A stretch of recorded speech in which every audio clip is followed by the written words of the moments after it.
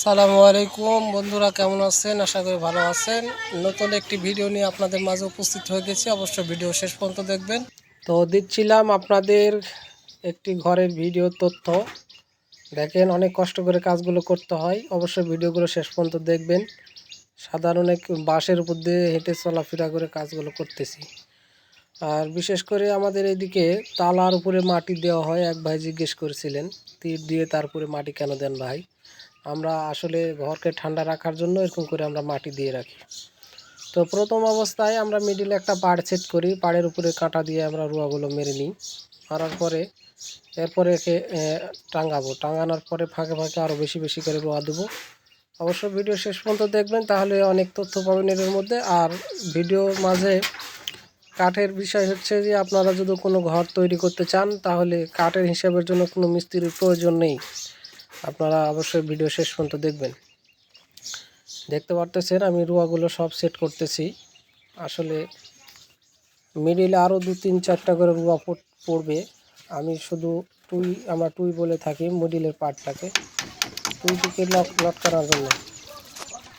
আর এরপরে আমি বাঁশের, দেখতে পারতেছেন টুইটা লটকানো হয়ে গেছে। এখন একের পর এক আমি রুয়াগুলো সেট করতেছি। তো রুয়াগুলো সেট করতেছি হচ্ছে 27-28 ইঞ্চি পর পর।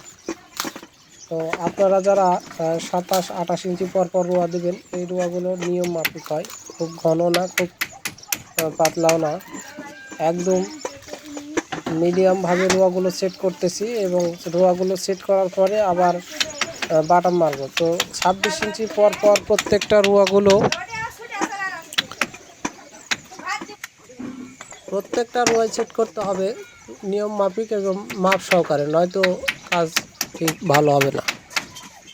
তো অনেক ভাই আপনাদের বোঝাতে পারে 26 ইঞ্চি পরপর 30 বা 32 বা 2 ফিট 3 ফিট পরপর রোয়া মারার জন্য। আসলে এভাবে মেরে নেবেন না। আবার 2 ফিট পরপর রোয়া তাও মেরে নেবেন না। আপনারা মারবেন হচ্ছে 26 ইঞ্চি পরপর একটা করে রোয়া সেট করবেন, তাহলে রোয়াগুলো দেখতেও সুন্দর লাগবে, ঘরটাও খুব সুন্দর হবে। তো রোয়াগুলো সেট করতেছি এবং এটার উপরে বাটাম সেট করব। তো ঘরের 26 ইঞ্চি পর পর যদি আপনাদের বাড়িতে ফিতা থাকে, ফিতাটা দিয়ে যদি মাপ করেন 26 ইঞ্চি পর পর আপনারা মাপ করে এইভাবে কিন্তু কাঠের হিসাবটা পেয়ে যাবেন। তো অবশ্যই যে ঘরটা দেখতে পাচ্ছেন, এরকম যদি ঘর হয় তাহলে বুঝবেন যে আপনাদের হচ্ছে রুয়ার সাইজ এটা হচ্ছে 8 ফিট সামনে, আর পিছন সাইড হচ্ছে 9 ফিট দিয়েছি।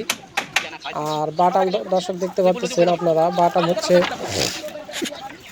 যেখানে 8 ফিট সেটার মিডিলে মারতেছি 2 পিস বাটাম, মানে 2 পারে 2টা, মিডিলে 2টা দিয়ে 4টা বাটাম পড়তেছে।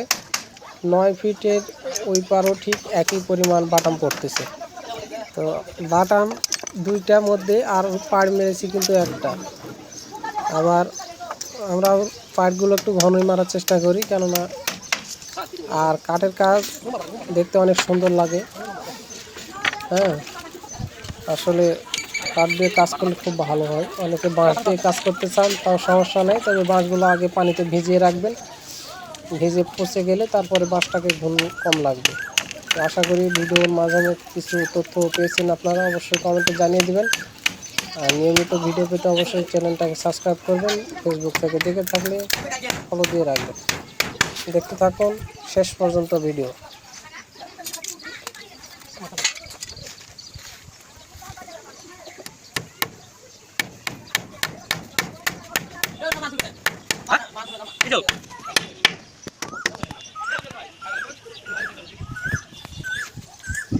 মাথাটা দিমু